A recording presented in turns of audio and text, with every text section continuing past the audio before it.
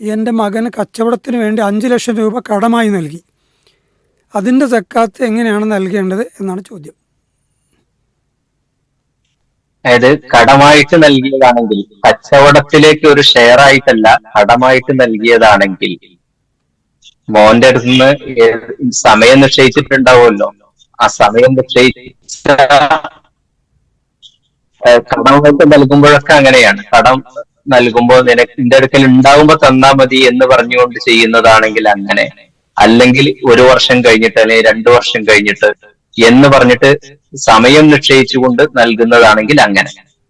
ഏത് തന്നെയാണെങ്കിലും നമ്മുടെ പൈസയാണ്, മോന് നമ്മൾ കടമായിട്ട് നൽകിയതാണ്, നമ്മുടെ പണമാണ്, അതിന്റെ സക്കാത്ത് നമ്മൾ തന്നെയാണ് കൊടുക്കേണ്ടുന്നത്.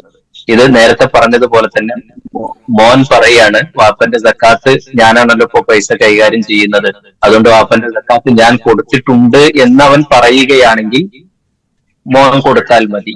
അല്ലെങ്കിൽ വാപ്പയുടെ സ്വത്താണ്, വാപ്പ തന്നെയാണ് സക്കാത്ത് ഓരോ വർഷവും കണക്കാക്കി കൊടുക്കേണ്ടുന്നത്. അതിന്റെ 2.5% വീതം കൊടുക്കേണ്ടതുണ്ട്.